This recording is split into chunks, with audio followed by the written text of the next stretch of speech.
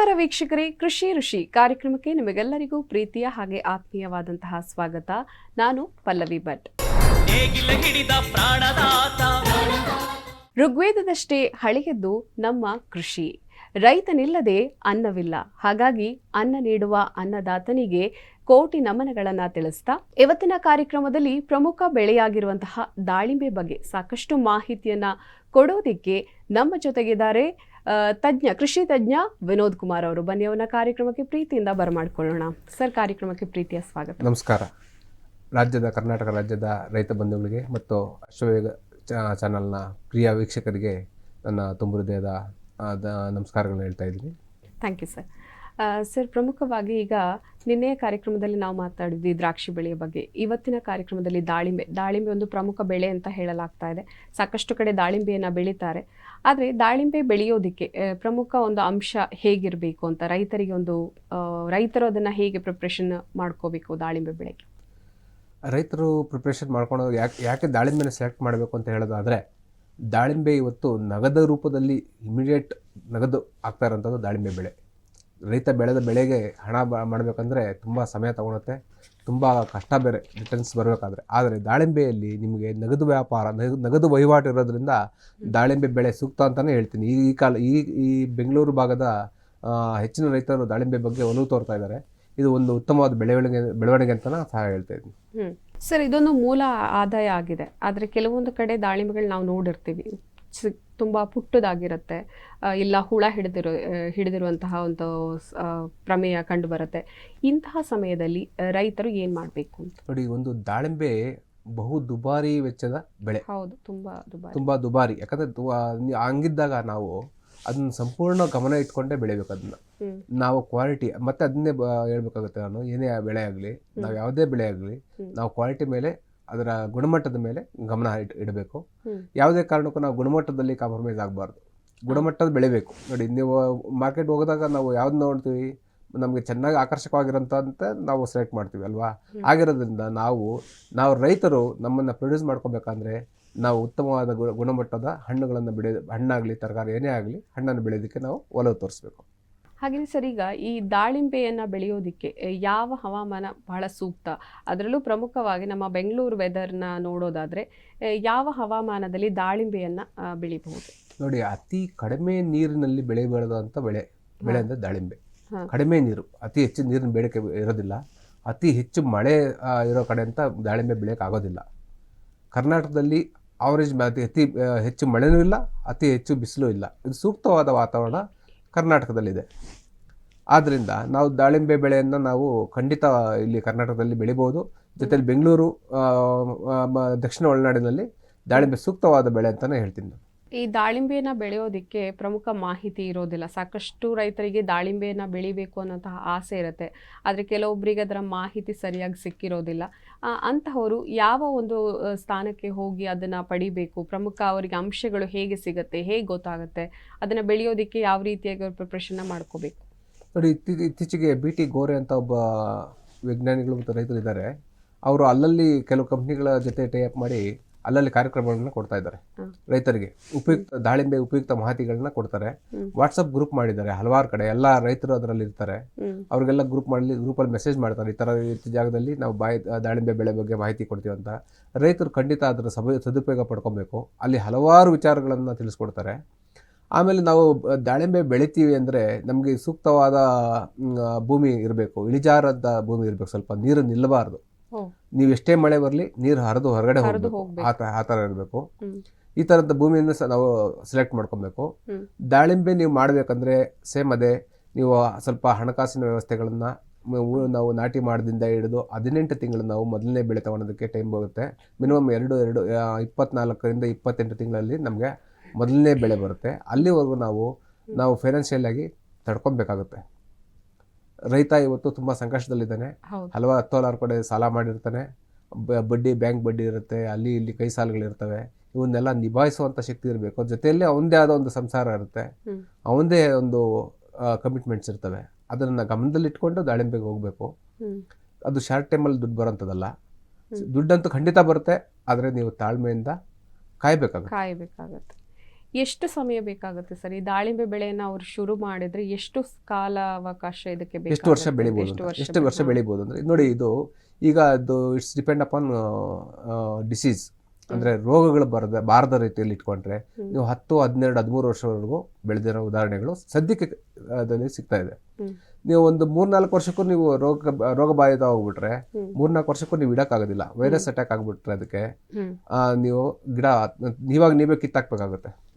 ಆ ಥರ ಸಂದರ್ಭ ಭಾರಿ ಡೆಲಿಕೇಟ್ ಆಗಿರೋದ್ರಿಂದ ಸೂಕ್ಷ್ಮವಾಗಿರೋದ್ರಿಂದ ನೀವು ದಾಳಿಂಬೆ ಬೆಳೆಯನ್ನು ನೀವು ಅತಿ ಎಚ್ಚರಿಕೆ ಕ್ರಮಗಳನ್ನು ಇಟ್ಕೊಂಡೇ ಮಾಡಬೇಕು.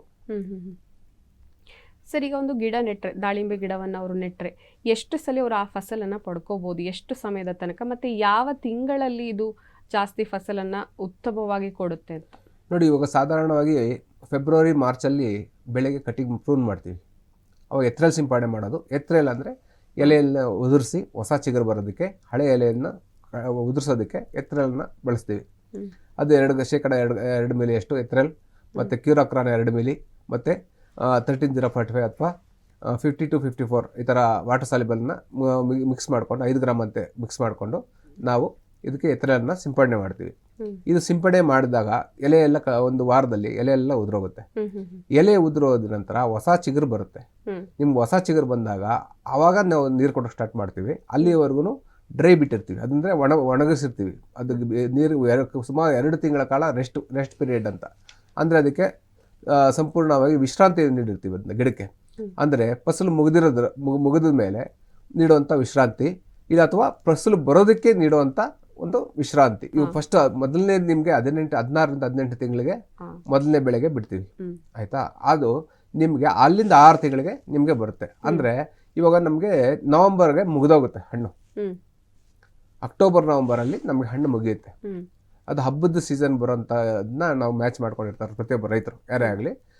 ಹಬ್ಬದ ಸೀಸನ್ಗೆ ಬೇಡಿಕೆ ಹೆಚ್ಚಿರೋದ್ರಿಂದ ಹಬ್ಬಕ್ಕೆ ಬರೋ ಥರ ಕಟಿಂಗ್ ಮಾಡ್ಕೊತಾರೆ ಒಂದು. ಆಮೇಲೆ ಎರಡನೇದು, ವಿಶ್ರಾಂತಿ ಸಮಯದಲ್ಲಿ ಯಾವುದೇ ಕಾರಣಕ್ಕೂ ಮಳೆ ಬರಬಾರ್ದು.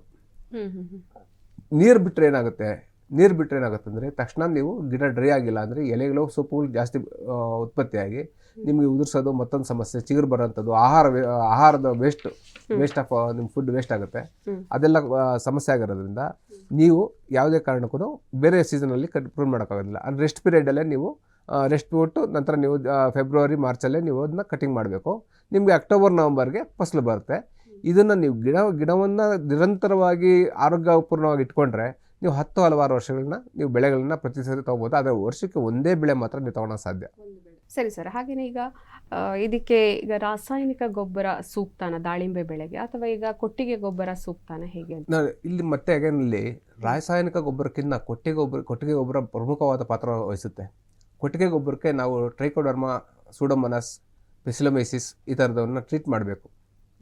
ಇದನ್ನ ನೀವು ಟ್ರೈಕೋಡರ್ಮಾ ಒಂದು ಶಿಲೀಂಧ್ರ ನಾಶಕ ಥರನೇ ಕೆಲಸ ಮಾಡುತ್ತೆ. ಶಿಲೀಂಧ್ರಗಳನ್ನು ಉತ್ಪತ್ತಿ ಮಾಡಿದ್ರೆ ತಡೆಯುತ್ತೆ. ಈ ಟ್ರೈಕೋಡರ್ಮಾ ವಿರಿಡೆ GKVKಯಲ್ಲಿ ಮತ್ತು ಹಲವಾರು ಕೃಷಿ ಸಂಶೋಧನಾ ಇಲಾಖೆಯಲ್ಲಿ ನೀವು ಆರ್ಡರ್ ಕೊಡ್ತಾರೆ, ಇಲ್ಲ ಹೊರಗಡೆ ಕೃಷಿ ಇಲಾಖೆಯಲ್ಲೂ ಸಿಗುತ್ತೆ, ಇಲ್ಲ ಅಂದರೆ ನಿಮಗೆ ಪರ್ಚೇಸ್ ಸಹ ಮಾಡ್ಬೋದು ನೀವು. ಟ್ರೈಕೋಡರ್ಮಾ ವಿರಿಡೆ ಇದು ಒಂದು ಶಿಲೀಂಧ್ರ ನಾಶಕ. ಶಿಲೀಂಧ್ರಗಳನ್ನು ಭೂಮಿಯಲ್ಲಿ ಉತ್ಪತ್ತಿ ಮಾಡಿದ್ರೆ ತಡೆಯುತ್ತೆ. ಇದನ್ನು ನೀವು ಗೊಬ್ಬರದಲ್ಲಿ ಮಿಶ್ರಣ ಮಾಡಿ ನೆರಳಲ್ಲಿಟ್ಟು 1 ವಾರದ ಕಾಲ ಗೊಬ್ಬರಕ್ಕೆ ಟ್ರೈಕೋಡರ್ಮಾ ವಿರಿಡೆ 1 ಟ್ರ್ಯಾಕ್ಟರ್ ಗೊಬ್ಬರಕ್ಕೆ 3 kg ಟ್ರೈಕೋಡರ್ಮಾ ಎಲ್ಲ ಕಡೆ ಹಾಕಿ ಹರಡಿ ಅದನ್ನು ಚೆನ್ನಾಗಿ ಮಿಕ್ಸಪ್ ಮಾಡಿ ಒಂದು ನೆರಳಲ್ಲಿ ಇಟ್ಟು ಏರ್ ಟೈಟ್ ಮಾಡಿ ಇಡಬೇಕಾಗುತ್ತೆ. ಮತ್ತೆ ಇನ್ನೊಂದು ವಾರ ಆದಮೇಲೆ ಅದನ್ನು ಮತ್ತೆ ಇನ್ನೊಂದ್ಸರಿ ಎಲ್ಲ ತಿರುಗಬೇಕಾಗುತ್ತೆ. ಎಲ್ಲ ಏನು ಟ್ರೈಕೋಡರ್ಮಾ ಮಿಶ್ರಣ ಮಾಡಿರೋದನ್ನ ಇನ್ನೊಂದ್ಸರಿ ತಿರುಗಿದಾಗ ಅದರಲ್ಲಿ ಜೀವಾಣುಗಳು ಉತ್ಪತ್ತಿ ಆಗುತ್ತವೆ. ಈ ಜೀವಾಣುಗಳು ಏನು ಮಾಡ್ತಾವೆ ಅಂದರೆ ಅಲ್ಲಿರೋಂಥ ಶಿಲೀಂಧ್ರ ಉತ್ಪತ್ತಿ ಮಾಡುವಂಥ ಕಣಗಳನ್ನೆಲ್ಲ ತಿಂದು ಮುಗಿಸಿರ್ತವೆ. ಆರೋಗ್ಯಪೂರ್ವವಾದ ಸಗಣಿ ಗೊಬ್ಬರ ನಿಮಗೆ ಸಿಗುತ್ತೆ. ತಿಪ್ಪೆ ಗೊಬ್ಬರ, ಕೊಟ್ಟಿಗೆ ಗೊಬ್ಬರ, ಇದನ್ನು ನೀವು ದಾಳಿಂಬೆ ಬೆಳೆಗೆ ಸೂಕ್ತ ಅಂತ ಹೇಳ್ತೀನಿ. ಜೊತೆಯಲ್ಲಿ ಮೇಲ್ಗೊಬ್ಬರವಾಗಿ ರಾಸಾಯನಿಕಗಳನ್ನ ನಾವು ಬಳಸ್ಬೋದು, ತೊಂದರೆ ಇಲ್ಲ. ಆದರೆ ನೀವು ರಾಸಾಯನಿಕ ಬಳಸೋದ್ರಲ್ಲಿ ಜೊತೆಯಲ್ಲಿ ಸೂಪರ್ ಫಾಸ್ಫೇಟ್ನ ನೀವು ಖಂಡಿತವಾಗಿ ಆ್ಯಡ್ ಮಾಡ್ಕೊಬೇಕು. ಸೂಪರ್ ಫಾಸ್ಫೇಟಲ್ಲಿ ಏನಿರುತ್ತೆ ಅಂದರೆ ಕ್ಯಾಲ್ಶಿಯಂ ಇರುತ್ತೆ ಮತ್ತು ಫಾಸ್ಫರಸ್ ಇರುತ್ತೆ. ಇದು ಗಿಡದ ಬೆಳವಣಿಗೆಗೆ ಭಾರಿ ಮುಖ್ಯವಾದ ಒಂದು ಇದು. P ಮತ್ತು N ಇರೋದನ್ನ ನೀವು ಬಳಸ್ಕೊಬೇಕು. ನಿಮಗೆ ತುಂಬ ಉತ್ತಮವಾದ ಇಳುವರಿ ಬರಬೇಕಂದ್ರೆ ನೀವು ಫಾಸ್ಫರಸ್ ಮುಖ್ಯ. ಕೆಲವು ಸರಿ ಕೊಟ್ಟಿಗೆ ಗೊಬ್ಬರದಲ್ಲಿ ಎಲ್ಲ ಇರೋದಿಲ್ಲ. ನಿಮಗೆ ಕೊಟ್ಟಿಗೆ ಗೊಬ್ಬರದ ಎಲ್ಲ ಅಂಶ ನಿಮಗೆ ಸಣ್ಣ ಮೈನರ್ ಎಲಿಮೆಂಟ್ಸ್ ಇರೋದಿಲ್ಲ. ಮಿನರಲ್ ಎಲಿಮೆಂಟ್ಸ್ ಅಂದರೆ ಮೇಲ್ಗೊಬ್ಬರಗಳು ಹಾಕೋದ್ರಿಂದ ಮಿನರಲ್ ಎಲಿಮೆಂಟ್ ಫುಲ್ ಇನ್ನು ನೀವು ಈಗ ಲಘು ಪೋಷಕಾಂಶಗಳು ಅಂತಾರೆ. ಲಘು ಪೋಷಕಾಂಶಗಳನ್ನ ನೀವು ನೀಡಬೇಕಾದ್ರೆ ಮೇಲ್ಗೊಬ್ಬರದಲ್ಲೇ ನೀಡೋಕ್ಕೆ ಸಾಧ್ಯ. ಕೆಲವು ಸಗಣಿ ಗೊಬ್ಬರದಲ್ಲಿ, ಕೊಟ್ಟಿಗೆ ಗೊಬ್ಬರದಲ್ಲಿ ಎಲ್ಲ ಲಘು ಪೋಷಕಾಂಶಗಳು ಇರುತ್ತೆ, ಅದು ಸಂಪೂರ್ಣ ಪ್ರಮಾಣದಲ್ಲಿ ಇರೋದಿಲ್ಲ. ನೀವು ಆಯಾ ಕೊರತೆಗಳನ್ನು ಸಿಂಪ್ಟಮ್ ಮಾಡ್ತವೆ. ನಮ್ಗೆ ಈ ಥರ ನಮಗೆ ಕೊರತೆ ಇದೆ, ಕ್ಯಾಲ್ಸಿಯಂ ಕೊರತೆ ಇದೆ, ಮೆಗ್ನೀಷಿಯಂ ಕೊರತೆ ಇದೆ, ಜಿಂಕ್ ಕೊರತೆ ಇದೆ. ಈ ಕೊರತೆಗಳನ್ನು ಗುಣಲಕ್ಷಣಗಳನ್ನು ನಾವು ತಿಳ್ಕೊಬೇಕು. ಯಾವ ಥರ ಯಾವ ಥರ ಕಲರ್ ಚೇಂಜ್ ಆಗುತ್ತೆ ಅಂತ. ಅದು ಲೀಫಲ್ಲಿ ಅದರದ ಒಂದು ಗುಣಲಕ್ಷಣ ಸಿಂಪ್ಟಮ್ ಕಾಣಿಸುತ್ತೆ ನಿಮಗೆ, ಇದೇನು ಕೊರತೆ ಇದೆ ಅಂತ. ಅದನ್ನು ನಾವು ಐಡೆಂಟಿಫೈ ಮಾಡ್ಕೊಬೇಕು. ಅದಕ್ಕೆ ನಾವು ಅದನ್ನು ಪೂರಕವಾಗಿ ಲಘು ಪೋಷಕಾಂಶಗಳನ್ನು ಕೊಡ್ತಾ ಬಂದರೆ ನಾವು ಉತ್ತಮವಾದ ಗಿಡವನ್ನು ಮೇಂಟೈನ್ ಮಾಡ್ಕೊಬೋದು. ಹಾಗೇನೆ ಸರ್, ಈಗ ಡ್ರಿಪ್ ಮುಖಾಂತರ ಒಂದು ರಾಸಾಯನಿಕವನ್ನ ಸಿಂಪಡಿಸೋದು ಅಂತ ಹೇಳ್ತಾರೆ, ಎಷ್ಟು ಮಟ್ಟಿಗೆ ಸೂಕ್ತ ಅಂತ? ಡ್ರಿಪ್ ಮುಖಾಂತರ ರಾಸಾಯನಿಕ ಸಿಂಪಡಿಸೋದಲ್ಲ, ಅದು ಡ್ರಿಪ್ ಮೇಲ್ಗೊಬ್ಬರಗಳನ್ನ ಲಘು ಪೋಷಕಾಂಶಗಳನ್ನ ನೀಡುವಂಥದ್ದು. ನೀವು ಸಿಂಪಡಣೆ ಅಂದ್ರೆ ಎಲ್ಲ ಗಿಡಗಳಿಗೂ ಸಿಂಪಡಿಸೋದು. ಡ್ರಿಪ್ ಮುಖಾಂತರ ಅಂದ್ರೆ ಇವಾಗ ಏನಾಗುತ್ತೆ, ಪ್ರತಿಯೊಂದು ಗಿಡದ ಹತ್ರ ಹೋಗ್ಬಿಟ್ಟು ಫರ್ಟಿಲೈಸೇಷನ್ ಹಾಕ್ತಾರೆ, ಎಲ್ಲ ಮೇಲ್ಗೊಬ್ಬರಗಳನ್ನ ಹಾಕ್ತಾರೆ. ಗಿಡ ಎಲ್ಲ ಪ್ರತಿಯೊಂದು ಗಿಡನ ಅಟೆಂಡ್ ಮಾಡ್ಬೇಕು. ನೀವು ಡ್ರಿಪ್ ಮುಖಾಂತರ ಕೊಡೋದ್ರೆ ಆದ್ರೆ ಇನ್ನು ಒಂದೇ ಜಾಗದಲ್ಲಿ ವೆಂಚುರಿ ಮುಖಾಂತರ ಕೊಟ್ಟಾಗ ನೀವು ಎಲ್ಲಾ ಗಿಡಗೂ ಸಮಾನಾಂತರವಾಗಿ ನೀವು ಫರ್ಟಿಲೈಸೇಷನ್ ಅದೇ ಹೋಗ್ಬಿಡುತ್ತೆ. ಇಲ್ಲಿ ಮ್ಯಾನ್ ಪವರ್ ಉಳಿಯುತ್ತೆ. ಮತ್ತೆ ನಿಮ್ಗೆ ಲಘು ಪೋಷಕ ನೀರಿನಲ್ಲೇ ಹೋಗೋದ್ರಿಂದ ಡೈರೆಕ್ಟ್ ಬೇರ್ಗೆ ಹೋಗುತ್ತೆ. ಅಪ್ಟೇಕಿಂಗ್ ಚೆನ್ನಾಗಿರುತ್ತೆ. ಹೌದು, ನೀವು ನೀರು ಎಲ್ಲಿ ಬೀಳುತ್ತೆ ಅಲ್ಲಿ ಬೇರ್ ಬಂದಿರುತ್ತೆ. ನೀವು ಎಲ್ಲಿ ನೀರು ಕೊಡ್ತಾ ಇರ್ತೀರಾ ಅಲ್ಲಿ ಅಲ್ಲೇ ಬೇರ್ ಬಂದಿರುತ್ತೆ, ಅಲ್ಲೇ ಆಹಾರ ತಗೊಳ್ತಾ ಇರುತ್ತೆ. ನೀವು ಗಿಡದ ಹೊರ ಮೇಲ್ಮೈ ಏನಿರುತ್ತೆ ಆ ಜಾಗದಲ್ಲಿ, ಬಿಸಿಲು ಬೀಳುವಂಥ ಜಾಗದಲ್ಲಿ ನೀರು ಕೊಡಬೇಕು. ಗಿಡದ ಬುಡದಲ್ಲಿ ನೀವು ಯಾವುದೇ ಕಾರಣಕ್ಕೂ ನೀರು ಕೊಡಬಾರ್ದು. ಮಿನಿಮಮ್ 1.5 ಇಂದ 2 ಅಡಿ ಅಂತರದಲ್ಲಿ ಡ್ರಿಪ್ ಇರಿಗೇಷನ್ ಸಿಸ್ಟಮ್ನ ನಾವು ಅಳವಡಿಸಿರ್ಬೇಕು. ಅಲ್ಲಿ ಬೇರು ಬಿಸಿಲು ಎಲ್ಲಿ ಬೀಳ್ತಾ ಇರುತ್ತೆ ಅಲ್ಲಿ ಕ್ಲೋರೋಫಿಲ್ ಆಕ್ಟಿವಿಟಿ ಇರುತ್ತೆ. ನಮ್ಮ ಕಾರ್ಬನ್ ಉತ್ಪತ್ತಿ ಆಗೋದು ಅಲ್ಲೇ. ನಾವು ಎಲ್ಲಿ ಬಿಸಿಲು ಬೀಳುತ್ತೆ ಅಲ್ಲಿ ಆ ಜಾಗಕ್ಕೆ ಬೇರಂಗೆ ನೀರು ಬಿಡಬೇಕು. ಅದೇ ಜಾಗದಲ್ಲಿ ನಾವು ಫರ್ಟಿಲೈಸೇಷನ್ ಮಾಡಬೇಕು. ಆವಾಗ ನಿಮಗೆ ಗಿಡ ಸುಲಭವಾಗಿ ಹೀರ್ಕೊಳ್ಳುತ್ತೆ ಅದನ್ನ. ನಾವು ಆಮೇಲೆ ರೂಟ್ ಡೆವಲಪ್ಮೆಂಟ್ ಮಾಡೋದು. ರೂಟ್ ಡೆವಲಪ್ಮೆಂಟ್ ಅಂದರೆ ನೋಡಿ, ಹ್ಯೂಮಿಕ್ ಆ್ಯಸಿಡ್ ಬಳಸಬೇಕು. ಹ್ಯೂಮಿಕ್ ಆ್ಯಸಿಡ್ ಬಳಸೋದ್ರಿಂದ ಬಿಳಿ ಬೇರುಗಳು ಉತ್ಪತ್ತಿ ಆಗ್ತವೆ. ಬಿಳಿ ಬೇರುಗಳು ಕೆಲಸ ಏನಪ್ಪ ಅಂದರೆ ಲಘು ಪೋಷಕಾಂಶಗಳನ್ನು ಹೀರ್ಕೊಳ್ಳೋದು. ಗೊಬ್ಬರ ಬೇರು ತಿನ್ನೋದಿಲ್ಲ. ನಾವು ಕೊಡೋಂಥ ಗೊಬ್ಬರ, ಸಗಣಿ ಗೊಬ್ಬರ ಆಗಲಿ, ಏನೇ ಗೊಬ್ಬರ ಆಗಲಿ, ಫರ್ಟಿಲೈಸರ್ ಆಗಲಿ, ಬೇರು ತಿನ್ನೋದಿಲ್ಲ, ಗಿಡ ತಿನ್ನೋದಿಲ್ಲ. ಈ ಬಿಳಿ ಬೇರುಗಳೇನು ಬರ್ತೀವಿ, ನೀವೆಲ್ಲನೂ ಅಬ್ಸರ್ವ್ ಮಾಡಿ. ಒಂದು ಪಾಟಲ್ಲಿ ಯಾರಾದ್ರು ಅಕಸ್ಮಾತ್ ಒಂದು ತೋಡ್ ನೋಡಿ, ಅಕಸ್ಮಾತ್ ನಿಮ್ಗೆ ಗೊತ್ತಾಗಿಲ್ಲ ಅಂದರೆ ಅಲ್ಲಿ ಬಿಳಿ ಬೇರುಗಳು ಸಣ್ಣದಾಗಿ ಹೇರ್ಸ್ ಥರ ಕೂದಲು ಥರ ಬಂದಿರ್ತವೆ. ಆ ಬಿಳಿ ಬೇರುಗಳು ಗಿಡವನ್ನು ರಕ್ಷಣೆ ಮಾಡೋದಕ್ಕೆ, ನೀರನ್ನು ಕುಡಿಯೋದಕ್ಕೆ, ಅದ್ರ ಜೊತೆ ಲಘು ಪೋಷಕಾಂಶಗಳನ್ನ ಅದನ್ನ ಹೀರ್ಕೊಂಡು ಅದನ್ನ ಪರಿವರ್ತನೆ ಮಾಡಿ ಕಳಿಸುತ್ತೆ. ಪರಿವರ್ತನೆ ಮಾಡಿ ಆಹಾರವಾಗಿ ಪರಿವರ್ತನೆ ಮಾಡಿ ಗಿಡಕ್ಕೆ ಕೊಡ್ತಾ ಇರುತ್ತೆ. ನಾವು ಯಾವುದೇ ಕಾರಣಕ್ಕೂ ಯಾವುದೇ ಬೇರು, ಸಗಣಿ ಗೊಬ್ಬರ ಆಗಲಿ, ತಿಪ್ಪೆ ಗೊಬ್ಬರ, ಯಾವುದೇ ಗೊಬ್ಬರ ಆಗಲಿ ತಿನ್ನೋದಿಲ್ಲ. ಅದನ್ನು ಪರಿವರ್ತನೆ ಮಾಡ್ಕೊತವೆ ಗಿಡ. ಅದಕ್ಕೆ ಯಾವ್ದು ಬೇಕೋ ಅದನ್ನು ಮಾತ್ರ ತಗೊತವೆ. ಅತಿ ಹೆಚ್ಚು ನೀರು ಕೊಡೋದ್ರಿಂದ ಬೇರುಗಳು ಸುಪ್ತಾವಸ್ಥೆಗೆ ತಲುಪುತ್ತವೆ. ಅತಿ ಹೆಚ್ಚು ನೀರು ಕೊಡಬಾರ್ದು.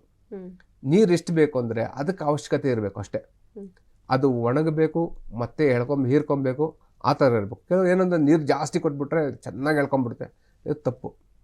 ನೀರು ಅದಕ್ಕೆ ಎಷ್ಟು ಅವಶ್ಯಕತೆ ಇದೆ ಅಷ್ಟು ಮಾತ್ರ ಕೊಡಬೇಕು. ಆಗ ಮಾತ್ರ ಅದು ಆಹಾರವನ್ನು ಎಳ್ಕೊಡೋದಕ್ಕೆ ಸಾಧ್ಯ. ಇದ್ರ ಬಗ್ಗೆ ಗಮನ ಹರಿಸ್ಕೊಬೇಕು. ಸರಿ ಸರ್, ಕೊನೆಯದಾಗಿ ಈಗ ದಾಳಿಂಬೆ ಬೆಳೆಯೋ ರೈತರಿಗೆ ಕಿವಿ ಮಾತನ್ನ ಏನು ಹೇಳ್ತೀರಾ ಅಂತ? ನೋಡಿ, ದಾಳಿಂಬೆ ಒಂದು ಲಾಭದಾಯಕ ಬೆಳೆ. ಖಂಡಿತವಾಗಿ ಎರಡನೇ ಮಾತೇ ಇಲ್ಲ. ಯಾಕಂದರೆ ನಿಮಗೆ ಅಲ್ಲಿ ಕಟಾವ್ ಆಗ್ತಾ ಇದ್ದಂಗೆ ನಗದು ರೂಪದಲ್ಲಿ ನಿಮಗೆ ಕ್ಯಾಶ್ ಕೊಡ್ತಾರೆ ಅಥವಾ ನಿಮ್ಮ ಅಕೌಂಟ್ ಟ್ರಾನ್ಸ್ಫರ್ ಮಾಡ್ತಾರೆ. ನೀವು ಇದನ್ನು ಭಾರಿ ಮುನ್ನೆಚ್ಚರಿಕೆ ಕ್ರಮಗಳನ್ನು ವಹಿಸಬೇಕು. ಇದರಲ್ಲಿ ನಿಮಗೆ ಡಿಸೀಸ್ ತುಂಬ ಸಿಕ್ಕಾಬಿಟ್ಟಿರೋದ್ರಿಂದ ನಿಮಗೆ ಇನ್ನೊಂದು ರೋಗದ ಬಗ್ಗೆ ಹೇಳ್ಬೇಕಾಗುತ್ತೆ. ಹೌದು, ಗುಣಲಕ್ಷಣಗಳನ್ನ ನಾವು ತಿಳ್ಕೊಳ್ಳೇಬೇಕು. ಇದರಲ್ಲಿ ನಿಮಗೆ ಬ್ಯಾಕ್ಟೀರಿಯಲ್ ಬ್ಲೈಟ್ ಬರುತ್ತೆ, ಜೊತೆಯಲ್ಲಿ ಸೊರಗು ರೋಗ ಬರುತ್ತೆ, ಗಿಡ ಡೈಬ್ಯಾಕ್ ಬಂದುಬಿಡುತ್ತೆ. ಈ ಥರ ಡೈಬ್ಯಾಕ್ ಬಂದು ಗಿಡ ಹೋದರೆ ಏನು ಮಾಡಬೇಕು? ಗಿಡ ಅಲ್ಲಿ ಸಾಯ್ತಾ ಇದೆ. ಗಿಡ ಸಾಯ್ತಾದಾಗ ಏನು ಮಾಡಬೇಕು ಅಂದರೆ ಅಲ್ಲಿ ಬ್ಯಾಕ್ಟೀರಿಯಲ್ ವಿಲ್ಟ್ ಬಂದಿರುತ್ತೆ. ಅದು ಬಂತು ಅಂದರೆ ಒಂದು ಗಿಡದಿಂದ ಒಂದು ಗಿಡಕ್ಕೆ ಬೇರುಗಳ ಮುಖಾಂತರನೇ ಹರಡ್ಬಿಡುತ್ತೆ. ಫಸ್ಟ್ ಕಾಂಡದಿಂದ ಬೇರಿಂದ ಕಾಂಡಕ್ಕೆ, ಕಾಂಡದಿಂದ ಗಿಡಕ್ಕೆ ಈ ಥರ ಹರಡ್ತಾ ಹೋಗುತ್ತೆ. ಒಂದು ಗಿಡಕ್ಕೆ ಬಂದರೆ ಇಡೀ ತೋಟವನ್ನೇ ನಾವು ಕಳ್ಕೊಬೇಕಾಗುತ್ತೆ. ಆವಾಗ ನಾವು ಆ ಥರ ಗಿಡನ ಸಂಪೂರ್ಣವಾಗಿ ಬೇರು ಸಮೇತ ತೆಗೆದು ಅದನ್ನು ಹೊರಗಡೆ ತೊಗೊಂಡೋಗಿ ದೂರ ತೊಗೊಂಡೋಗಿ ಸುಟ್ಟಾಕಬೇಕಾಗುತ್ತೆ. ಜೊತೆಯಲ್ಲಿ ನಾವು ಯಾವ ಜಾಗದಲ್ಲಿ ಗಿಡ ಕಿತ್ತಿದ್ದೀವಿ ಆ ಜಾಗದಲ್ಲಿ ನಾವು ಒಂದು 3 ಕಲ್ಲು ಇಟ್ಬಿಟ್ಟು ದೊಡ್ಡ ಪಾತ್ರೆಯಲ್ಲಿ ಒಂದು 50 ಲೀಟ್ರ್ ಅಷ್ಟು ನೀರು ಚೆನ್ನಾಗಿ ಕುದಿಯುವಂತೆ ಚೆನ್ನಾಗಿ ಕುದಿಸ್ಬಿಟ್ಟು ಆ ಸುತ್ತು ಗಿಡ ಎಲ್ಲಿ ಕಿತ್ತಿರ್ತೀವಿ ಅಲ್ಲೆಲ್ಲ ಸುರಿದು ಬಿಟ್ರಾಗ ಅಲ್ಲಿರೋಂಥ ವೈರಸ್ ಎಲ್ಲ ಸತ್ತೋಗುತ್ತೆ. ವಿಲ್ಟ್ ಏನಿರುತ್ತೆ ಬ್ಯಾಕ್ಟೀರಿಯಲ್ ವಿಲ್ಟ್ ಅವೆಲ್ಲ ಬ್ಯಾಕ್ಟೀರಿಯಾ ಎಲ್ಲ ಸತ್ತೋಗುತ್ತೆ. ಅಲ್ಲಿ ಹೊಸ ಗಿಡ ನೆಟ್ಟರೆ ಮತ್ತೆ ನೀವು ಹೊಸ ಗಿಡ ಪಡಿಬೋದು ಅಂತ ಒಂದು ಒಳ್ಳೆಯ ಒಂದು ಇನ್ಫಾರ್ಮೇಷನ್ ಇದು ನೀವು ಈ ಥರ ಮಾಡೋದ್ರಿಂದ ಒಂದು ಒಳ್ಳೆಯ ಲಾಭ ಇದೆ ರೈತರಿಗೆ. ಸರ್ಕಾರದಿಂದ ಏನು ಉಪಯೋಗ ಅಂದರೆ ನೋಡಿ, ಇವಾಗ ಪ್ರಧಾನ ಮಂತ್ರಿ ಬಿಮಾ ಯೋಜನೆ ಅಂತ ಮಾಡಿದ್ದಾರೆ. ಇದು ರೈತರಿಗೆ ಭಾರಿ ಲಾಭದಾಯಕ. ಅದು ನೋಡಿ, ಮಳೆ ಹೆಚ್ಚಾದ್ರೂ ರೈತ ನಷ್ಟ ಅನುಭವಿಸ್ತಾನೆ, ಮಳೆ ಬರಲೇ ಇಲ್ಲ ಅಂದ್ರೂ ನಷ್ಟ ಅನುಭವಿಸ್ತಾನೆ. ಇವಾಗ ಪ್ರತಿಯೊಬ್ಬರು ಇನ್ಶೂರೆನ್ಸ್ ಮಾಡಿಸೋದ್ರಿಂದ, ವಿಮೆ ಮಾಡಿಸೋದ್ರಿಂದ ಬೆಳೆಗೆ ವಿಮೆ ಯೋಜನೆ ಬಿಟ್ಟಿದ್ದಾರೆ. ನಮ್ಮ ಭಾರತ ಸರ್ಕಾರಕ್ಕೆ ನಾವು ಧನ್ಯವಾದ ಸಲ್ಲಿಸಬೇಕು. ರೈತರ ಬಗ್ಗೆ ಎಷ್ಟೊಂದು ಕಾಳಜಿ ತೋರ್ತಾ ಇದ್ದಾರೆ. ರೈತರಿಗೆ ಆಗಂತ ನಷ್ಟ ಕೇಳ್ತಾನೆ ಇರಲಿಲ್ಲ. ನಾವು ಪರಿಹಾರ ಕೊಡಿ, ಆ ಪರಿಹಾರ ಕೊಡಿ, ಈ ಪರಿಹಾರ ಅಂತ ಬೇಡಬೇಕಾಗಿತ್ತು. ಇದನ್ನು ಸ್ವಾವಲಂಬಿ ಮಾಡಿದ್ದಾರೆ. ನಾವು ಇಂತಿಷ್ಟೊಂದು ನಿಗದಿತವಾದ ಹಣ ಕಟ್ಟಿ ನಮ್ಮ ಬೆಳೆಯನ್ನು ಸುಭದ್ರಪಡಿಸ್ಕೋಬೋದು. ನಾವು ಇನ್ಶೂರೆನ್ಸ್ ಮಾಡೋದು ನಮಗೆ ಭಾರತ ಸರ್ಕಾರಕ್ಕೆ ನಾವು ಧನ್ಯವಾದವನ್ನು ಹೇಳಬೇಕಾಗುತ್ತೆ ಈ ಸಂದರ್ಭದಲ್ಲಿ ಅಂತ ನಾನು ಹೇಳೋದಕ್ಕೆ ಇಷ್ಟಪಡ್ತೀನಿ. ಸರ್ಕಾರದಿಂದ ಸಾಕಷ್ಟು ಉಪಯೋಗ. ಹೌದು, ಸರ್ಕಾರದಿಂದ ಉಪಯೋಗ. ನಾವು ನೋಡಿದ್ವಿ, ಸ್ವಾವಲಂಬಿ ಮಾಡಿದ್ದಾರೆ ನಮ್ಮನ್ನ. ನಾವು ಬೇಡಬಾರ್ದು. ನಮಗೆ ಪರಿಹಾರ ನಷ್ಟ ಆಗ್ಬಿಟ್ಟಿದೆ, ಪರಿಹಾರ ಕೊಡಿ ನಾವು ಕೇಳಲ್ಲ. ನಮ್ಮನ್ನಷ್ಟೇ ನಾವು ಅಧಿಕಾರದ ಮುಖಾಂತರ ಒಂದು ಇನ್ಶೂರೆನ್ಸ್ ಕಟ್ಟೋದ್ರಿಂದ ನಮ್ಮೊಂದು ಅಧಿಕಾರ, ನಾವು ಹಣ ಕಟ್ಟಿದ್ದೀವಿ, ನಮಗೆ ಪರಿಹಾರ ಕೊಡಿ, ನಮ್ಗೆ ನಷ್ಟ ಆಗಿದೆ ಅಂತ ಅಧಿಕಾರದ ಮುಖಾಂತರ ಕೇಳ್ತಾ ಇದ್ದೀವಿ. ನಾವು ಅದ್ರ ಬದಲು ನಮಗೆ ನಷ್ಟ ಆಗ್ಬಿಟ್ಟಿದೆ ಅಂತ ನಮ್ಗೆ ಹೇಳ್ತಾ ಇಲ್ಲ. ಈಗ ನೀವು ಪರಿಹಾರ ಕೊಡಿ ಅಂತ ಕೇಳ್ತಾ ಇಲ್ಲ. ನಮ್ಮ ಇನ್ಶೂರೆನ್ಸ್ ನಮ್ಮೊಂದು ಹಕ್ಕು. ನಾವು ಕಟ್ಟೋಂಥದ್ದು ಇನ್ಶೂರೆನ್ಸ್ ನಾವು ಹಕ್ಕು. ಬೆಳೆ ವಿಮೆ ಮಾಡಿರೋದು ಒಂದು ಉತ್ತಮ ಆಲೋಚನೆ. ರೈತರ ಸ್ವಾವಲಂಬಿ ಮಾಡ್ತಾ ಇದ್ದಾರೆ ರೈತರನ್ನ. ಇದು ನಾವು ಶ್ಲಾಘನೀಯ. ಸರಿ ಸರ್, ಇವತ್ತಿನ ಕಾರ್ಯಕ್ರಮದಲ್ಲಿ ಬಹಳ ಪ್ರಮುಖವಾಗಿ ದಾಳಿಂಬೆ ಬೆಳೆಯ ಬಗ್ಗೆ ತಿಳಿಸ್ಕೊಟ್ರಿ. ಯಾವೆಲ್ಲ ಅಂಶಗಳನ್ನು ನಾವು ಪ್ರಮುಖವಾಗಿ ತಿಳ್ಕೊಂಡಿರಬೇಕು ಅಂತ ಕಾರ್ಯಕ್ರಮಕ್ಕೆ ಆಗಮಿಸಿದ್ದಕ್ಕಾಗಿ ಹೃತ್ಪೂರ್ವಕ ಧನ್ಯವಾದಗಳು. ನಮಸ್ಕಾರ. ವೀಕ್ಷಕರೇ, ನಾಳಿನ ಸಂಚಿಕೆಯಲ್ಲಿ ಮತ್ತಷ್ಟು ವಿಚಾರಗಳನ್ನು ತಿಳಿಸಿಕೊಡೋದಕ್ಕೆ ನಮ್ಮೊಂದಿಗೆ ಕೃಷಿ ತಜ್ಞ ವಿನೋದ್ ಕುಮಾರ್ ಅವರು ಬರ್ತಾರೆ. ಸಾಕಷ್ಟು ವಿಚಾರಗಳ ಬಗ್ಗೆ, ಅದರಲ್ಲೂ ತರಕಾರಿ ಬೆಳೆಯುವಂಥದ್ದು, ಗುಲಾಬಿ ಹೂ ಬೆಳೆಯುವಂಥದ್ದು, ಇವೆಲ್ಲವುದರ ಬಗ್ಗೆ ಮಾಹಿತಿಯನ್ನು ಕೊಡ್ತಾರೆ ಅಂತ ಹೇಳ್ತಾ, ಇದಾಗಿತ್ತು ಈ ಹೊತ್ತಿನ ಕೃಷಿ ಋಷಿ ಕಾರ್ಯಕ್ರಮ. ನೋಡ್ತಾರಿ ಅಶ್ವವೇಗ ನ್ಯೂಸ್. ನಮಸ್ಕಾರ. ಅಮೃತ ಹೊತ್ತ ಅನ್ನದಾತ, ನೇಗಿಲ ಹಿಡಿದ ಪ್ರಾಣದಾತ.